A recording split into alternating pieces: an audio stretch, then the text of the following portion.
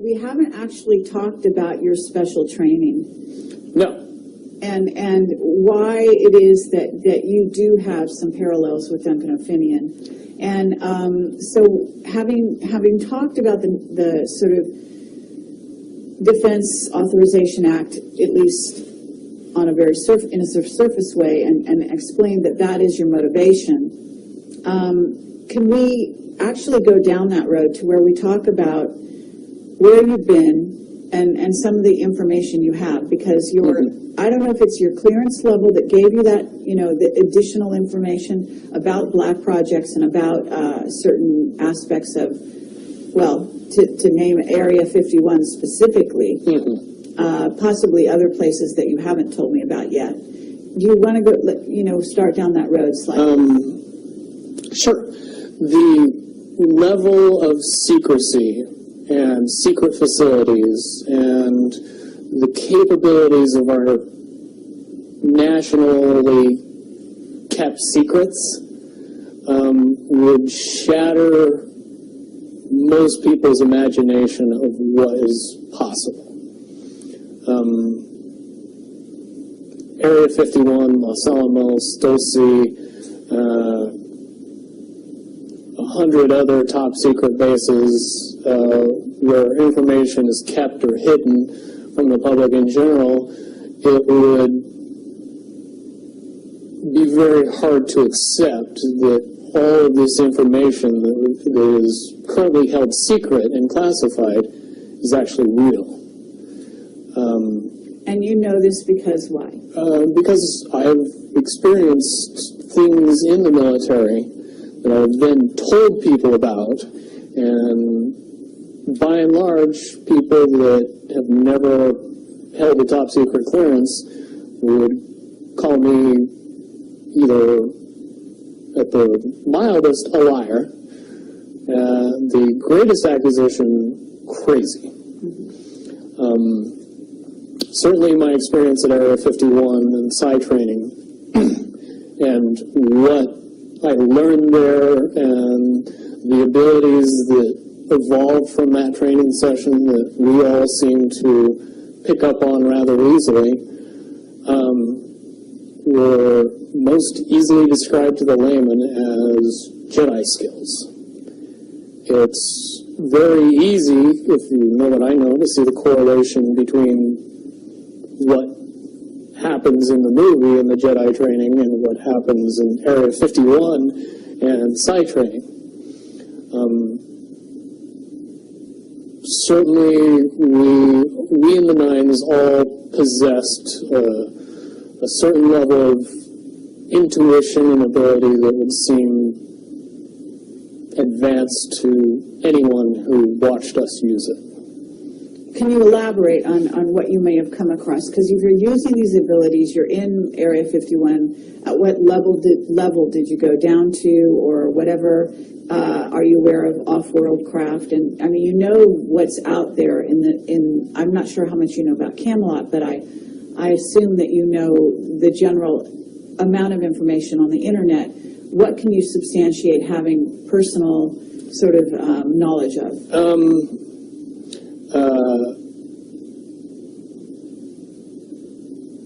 Extra beyond human abilities for every human, not subject to popular belief, but we as human beings are far more capable of using many, many advanced skills beyond 5 senses. With a little bit of training and the knowledge that it was actually possible, most people could accurately predict the possibilities of the future, to know when other people were thinking about them, pick up on what is easy to describe as reading people, where you don't really need to use your 5 senses to be able to know what somebody else is thinking or feeling. A lot of that has to do simply with the belief that and the understanding that it's possible. That opens up a lot of doors. Finian talks about having been enhanced physically. Do you feel that you were enhanced physically? No.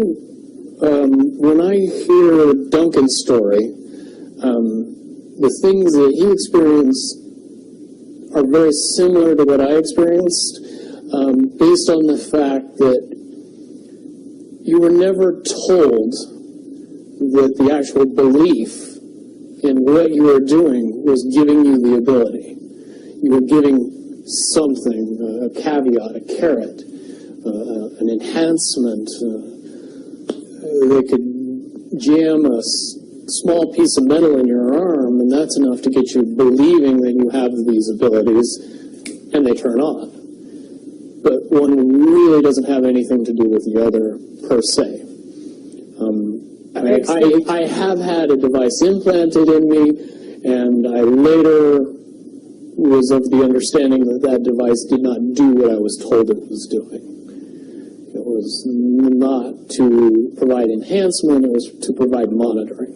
Mm-hmm. And but you're basically saying that it's the mental abilities that you, it's like placebo in a sense, as long as you believe it, it's the placebo effect, gives you that ability to do superhuman type things. Right.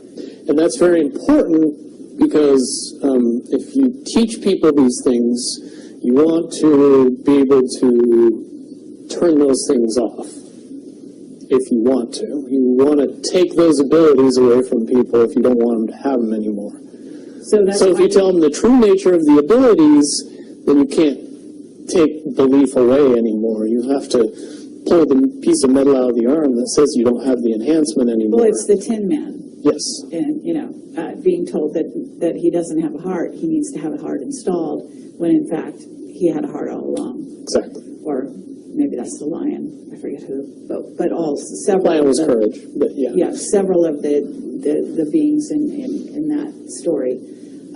So okay, well that's very valuable. So you basically were given that kind of thing, and I would say that. And let me interject. The 6 months where I was undergoing all the psychological treatment, I did go through a period of time where I believed all of my abilities to be gone or taken away. In 2008, with some help, I was able to transcend the barrier that kept me from using those talents. And now I've been able to refine and enhance those abilities far beyond the levels that I had in the military, which comes in handy when cops chase your cell phone GPS. Okay, absolutely. All right, so, but to get back to Area 51, and I understand that at this point you would be violating a security oath to talk about it, right?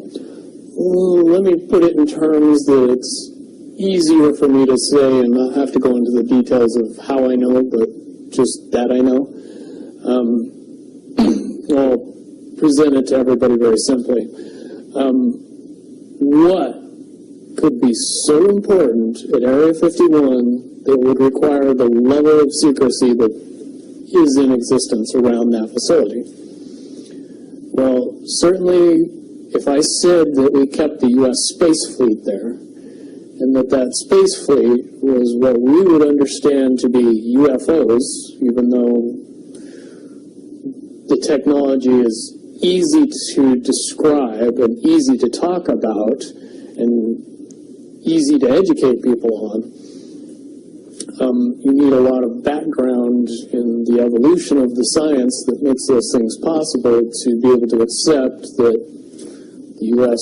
has dozens, if not hundreds, of vehicles that are more than capable of space flight, and make it so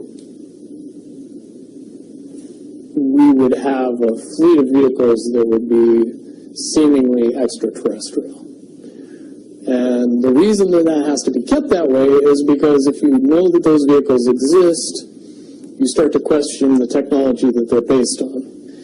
And when you start to do that, then you start to question why we're still using petroleum products and solid rocket boosters and everything else, and things get quickly out of hand after that.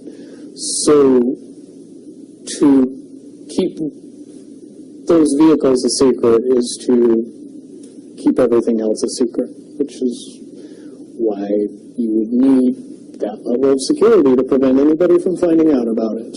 Okay, but that space fleet, as you call it, is capable of going anywhere easily throughout the solar system without much time or hindrance to the occupants. Okay, and explain how fast one could get to Mars, for example. Just below the speed of light. Okay, but in an hour? A day, I would A day. say would be more reasonable. Okay. Incredibly fast. Okay, have you seen these vehicles yourself? I've seen one type of one vehicle. Okay. And compared to when I saw it, which was more than 10 years ago, and what should exist now, I would say that it was a tinker toy bucket of parts compared to what we should have in existence now, based on the evolution of the technology that I know. As far as off-road basis, I do not possess any personal knowledge. I do, however, believe in and have seen information that would suggest that anybody with a decent telescope could take a look at both the surface of the moon and the surface of Mars and see some things that look very terrestrial. Sure. And things that didn't exist 20, 30 years ago. One of the caveats that I do have some personal information that I did get personally involved in was some information that had to do with the stargates and looking glass. And more specifically, the 2012 problem with those projects.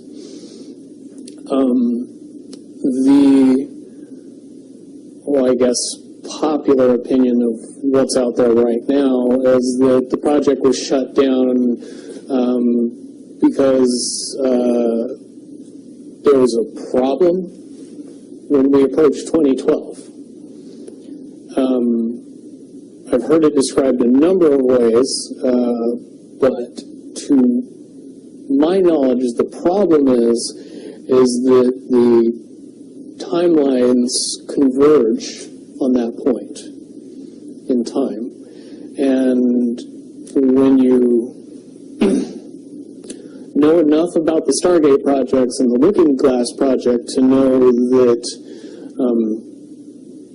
how string theory works and how the possibility of possibilities works and how making one choice over here doesn't necessarily mean that the other choice couldn't exist at the same time. But once you get your brain wrapped around this subject, you find out that at the end of 2012, in an easy way to put it, the choices that we make become less and less consequential to the future. And eventually we're pushed into this bottleneck of time, no matter which choice we make. And that's important to the people that had access to Looking Glass because they would use Looking Glass knowing the choices that they would make and the future would pop up. The big mistake was coming up with the possibility of future. And when we started using a computer to say, well, if we make this choice, it's 79% possible that this scenario happens, and 23% possible or whatever, I'm using round numbers, that this scenario would happen.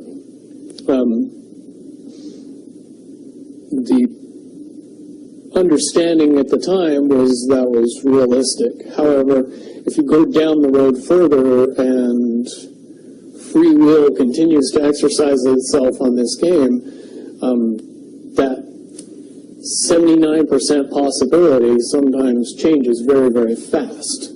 But if you look at the situation in a point of time, it seems very realistic that that's the greatest possibility.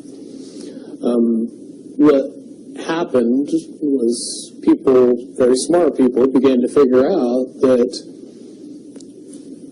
something big was coming up.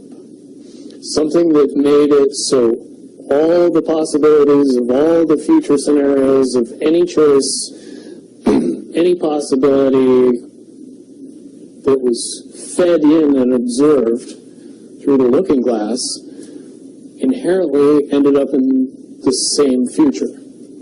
And no decision, no possibility changed past a certain point. That's the big secret. Okay, so is that certainly 2012 in your understanding? It well coincides with December 21st, 2012. So at that point, all possibilities lead to the same timelines. lexicon. All possible timelines lead to the same basic set of history in the future. And what is that history to you? Did you know that, or did you find that out? That is the big question. That is the big secret. That is what sends everybody that has all of the information, that knows everything, into a blind panic. The people that know everything about Looking Glass, that have gotten all the reports and all the information, the elites of the world, probably figured out that that was the end of the game. And nothing could be manipulated beyond that point. So do you think that's held true? In other words, well, I have about 60 questions, but do you think that's true or holding true, that nothing can be manipulated, that they haven't found a way to manipulate, that that's still the case? I mean, this is knowledge that you would have gained back when? Back when I was in the military, it would have been before 97 when I got in trouble. And it was things that one of my particular areas that I was amazingly intuitive about is problem solving / mission planning, or more specifically, taking a bad mission and fixing it, getting everybody through and out of it. Troubleshooting an optimum future. Exactly. Certainly knowing how string theory and possible futures works makes it so you can work your mind very quickly to see the reality of what's happening and decide what decisions need to be made to change it for a particular outcome. Okay, but at a certain point you said that even the powers that be, so to speak, realized that having even abilities such as yourself, you're talking about, which they, in theory, had even using a computer or looking glass. Right, they had to use a computer to do it. Right, so in essence, but at a certain point, it's still an end game. It's still, they cannot go beyond a certain point. At a certain point, after they're done hearing the computer tell them, this is what's going to happen, over and over and over and over again, all they become focused on is, how do we fix it? Why? What is this that's going to happen? The inevitable contraction of the timelines. But what does that mean for this reality? Do you know that? I don't know that. What I do know is that I was called in and asked to solve this problem, this timeline contraction problem. And I eventually did my due diligence and did all the investigating and basically only had one piece of information, and that was reinforcement. The computer's right. The timelines will contract down to some inevitable thing that you guys won't tell me about, so I can't help you. But it's, what you're basically, you came back with was, it is inevitable. There is an inevitable event. It's been forecast, it's been predicted, it's been fed to us in a slop trough of what they want us to believe will happen. But they don't however, know. They don't actually have control over what happens. They only have control over the reaction, and it seems that no matter what they try to do to cause their desired reaction, it's going to have an opposite effect. Interesting. Now, it's much, much easier for me to explain today what that process is as opposed to back then.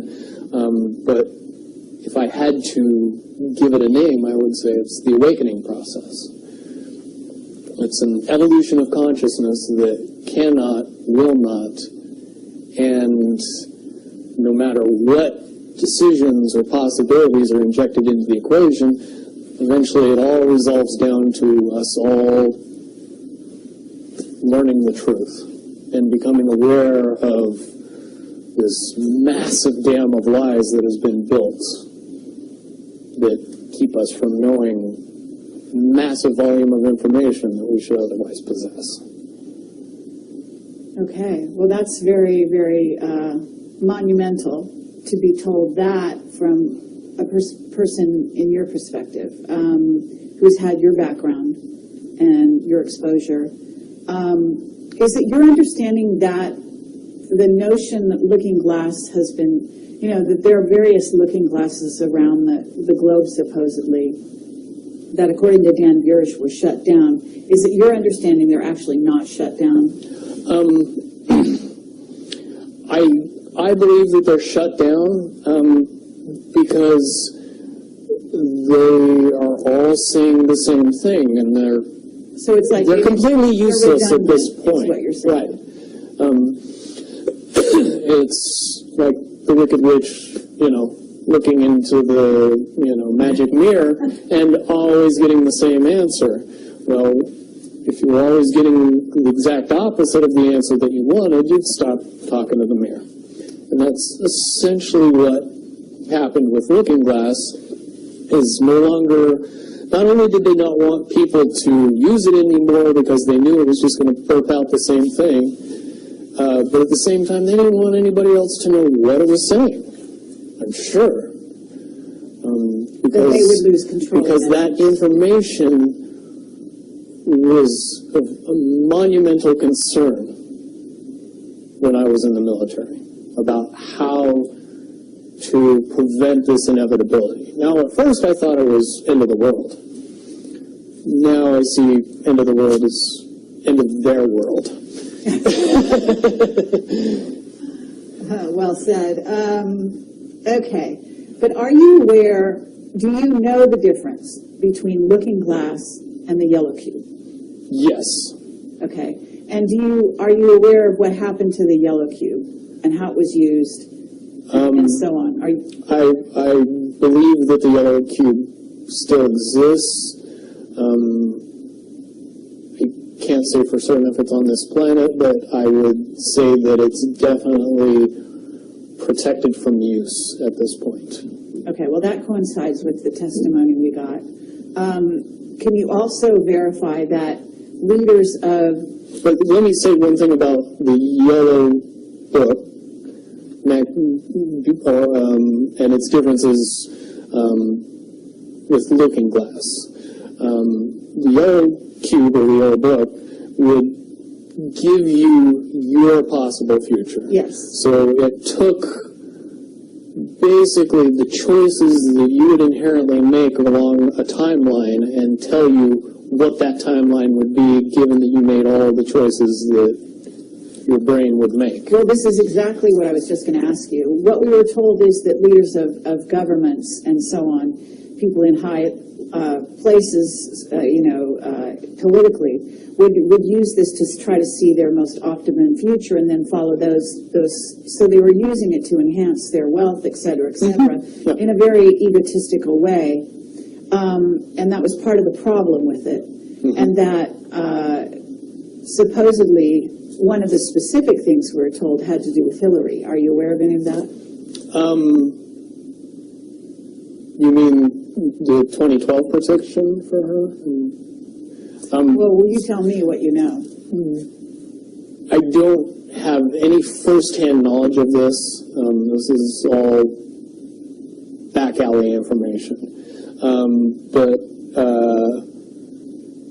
one of the last predictions that was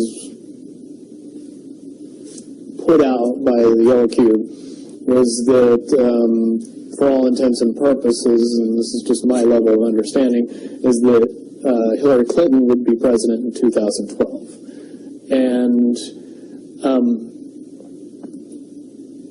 when the Yellow Cube is involved, it leads me to question what I know about looking glass and string theory along with that. The first question that anybody that knew anything about the process would know is who was using the cube when it made that prediction. If I knew that, then I could tell you why it would predict what it predicted.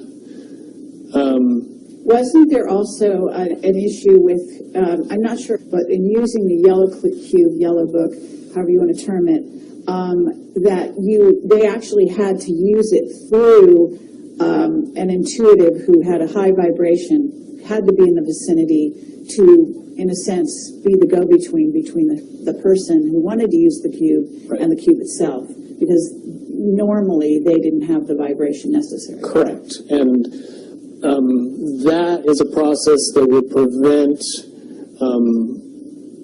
anomalies from popping out in predictions. But it wouldn't completely... No, and I'll tell you why. If it was used properly by somebody that knew how to use it and could eliminate their thought process from the machine's effective use, it would be very easy to get an exact, what future holds. Right. However, anybody that has that ability would inherently know that that information could not be given and would be protected. And that inherent notion would inject something into the Yellow Cube or the Yellow Book that would give an inaccurate statement. Just by the person that's using its intuition saying, if I tell the truth, it'll be bad. So the higher levels pick up on that and throw out a different scenario that isn't the truth. It's in a sense the feedback loop gets dirtied somewhere along the line by exposure. And that's why those pieces of technology should have never been used by humanity in its current level of understanding. Because for all intents and purposes, the technology doesn't work right when we use it. Right, I totally get that. Okay, so to get back to looking glass and possible futures that they do converge, and the notion of, is there anything else that you can tell us, that you would want to tell us about that and the rest of the laundry list of sort of information that you had directly to either for yourself or through someone that you had vetted? The biggest cherry on top of all this conversation would be a synopsis to say that if I could convince everybody out there that, for all intents and purposes, what we believe to be true eventually becomes true. If somebody convinces us that a major disaster is going to happen in the very near future, a major disaster happens in the very near future. If we don't buy into that fear and accept that there's really nothing that we know is going to happen, and accept of whatever happens, that makes the convergence of the timelines happen as naturally as possible. Any attempts to try to go away from this one inevitable conclusion, I again see as a new beginning, an end of this reality, the beginning of something that we can't even possibly understand based on the level of our beliefs currently. But when all of that information comes flooding out, there's going to be no denying what's true and what's a lie or what's illusion. We won't have the choice to believe that 9/11 happened because of a bunch of terrorists, because we'll know exactly what's happened. Basically, what we're experiencing right now is two master chess players sitting at the board. And one of them looks down at the board and sees that he's in checkmate in 7 moves. And he looks across at his opponent, and he knows that his opponent sees it too, so there's no getting out of it. So at this point, the loser can only prolong the game. The game, both players know the game is over. It's only a matter of time before he does this, and then you're forced to do this, and then he's forced to do this, and eventually checkmate. We, as a race, if we could understand that the game is over, that based on the rules of the game, the bad guys have already lost, the good guys have already won. Yes, there's moves left on the table, but those moves are being forced by the player that is going to win. The only way that checkmate can't happen is if the player that's winning makes a mistake. But from all the information that I've gathered, all of the information that's been given, all of the information that's been vetted to me, it seems pretty obvious that the good guy player on the side of the chessboard knows exactly what has to be done to win the game. And so, at this point, any mistake would be all but impossible. But again, you really have to understand the game to know that the guy that's losing is lost. And I'm sure most people sitting watching a chess match between two advanced chess players know the game's over long after the two players know it's over. Because they can't see the board and see that there's only 7 moves left. Okay, but when we come to this convergence, and again, you've seen, or the looking glass has seen, up to that point. Now, let me say why I believe that it comes down to one inevitability, is because I was entrusted in getting it down to 2 possibilities. And I've heard both of those possibilities talked about in massive proportions, the good and the bad. Okay, do you want to talk, can you, in one sentence, say what the good was and the bad was, or are you able to do that? To most easily put it to people, I suppose. one scenario is what most people would understand to be ascension, or an evolution of consciousness that brings us out of the cocoon and turns us into a butterfly. Timeline 2 is some kind of major global catastrophe that drives most of us underground and leaves a few of us on top to fend for ourselves. Very well put. Okay. So I would imagine, and you can... But I would also like to point it out that they call Timeline 2, Timeline 2. It seemed very odd to me that even back then it was identified as not one. And that one didn't get talked about. One is the one that involves what in essence would be ascension, or moving into, from the cocoon to the butterfly. Okay. But I believe, based on what you're telling me, that they would have used a lot of people like you that had a proclivity for being able to see the future, to be what is sort of an advanced psychic remote viewer, or whatever you want to call that, and looking glass, to posit these potential futures, to go up to that point and to view it, and that you're just one of many. Wouldn't you agree? I would agree. And back in 1991, when I began my little adventure in the military, I would say that it was pretty obvious that there wasn't very many of us.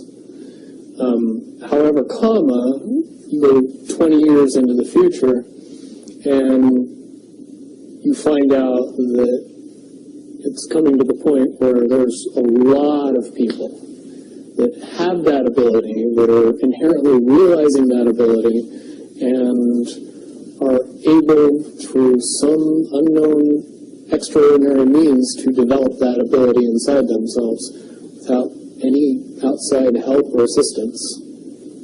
And it's quite obvious that as far as advanced intellectual abilities, as far as simple intelligence levels, and cognitive skills of the human race has increased exponentially in the past 20 years.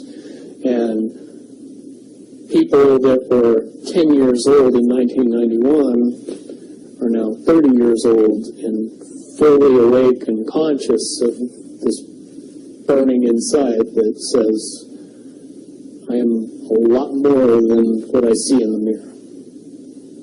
Absolutely. Okay. I do have a question in regard to what the military-industrial complex has been working on. Because with the knowledge that you say they have, assuming that they have this level of knowledge that you're talking about, right?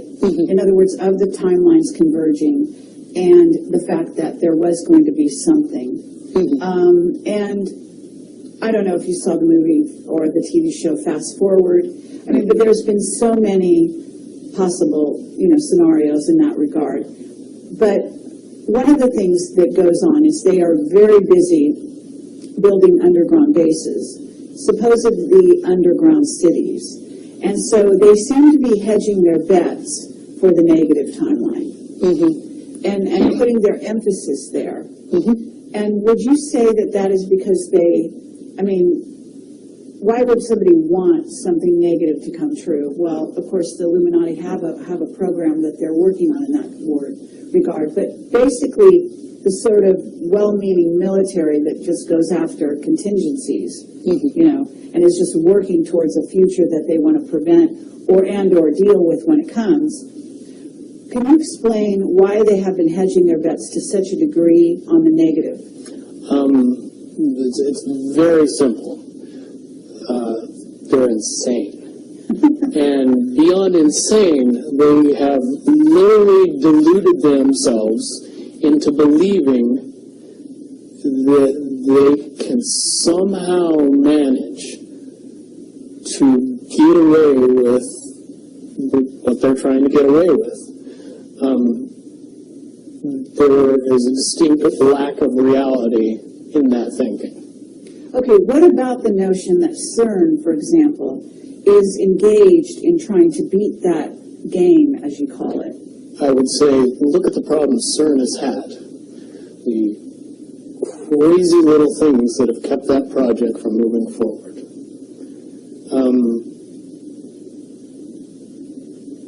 Certainly, they have never even come close to getting that project to the level that they want it to be to do what they really want to do with it.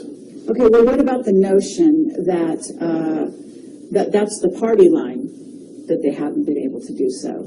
But if you really think about it, that's what they would prefer people to believe so that they don't think that there's a threat. But when you listen to the interviews of the scientists that are working on the project, even they say that it seems like somebody or something from the future won't let them get that project done. And the craziest little things have caused massive damage to that project. And when you get the foremost thinker in string theory saying, yeah, I don't think we're going to do it because I don't think fate wants us to do it, that says something about a scientist. Okay, so, well, thank you very much. I think that at this point we're going to have to close this down unless there's any other things that you think that we haven't covered or that we could possibly touch on that you want out there. No, I don't think we'd get any further tonight. Certainly, from what I know, the questions will come out, and be more than happy to do a live feed after that and answer any questions that anybody comes up with from this interview. Wonderful. All right. Well, thank you very much, Bill Wood, for your service to humanity. Well, hopefully I can get everybody else working towards that goal as well. Absolutely. Well, apparently, regardless of which way they work, the convergence will happen. Yeah. There's a certain element of pain that we can reduce by just not accepting that we don't have choices in the matter. Sitting back and waiting for the aliens to fix everything isn't going to help. Absolutely. If we are inevitably coming to a rising consciousness, we should start trying to elevate our consciousness as fast as humanly possible and make that transition a lot easier when it comes.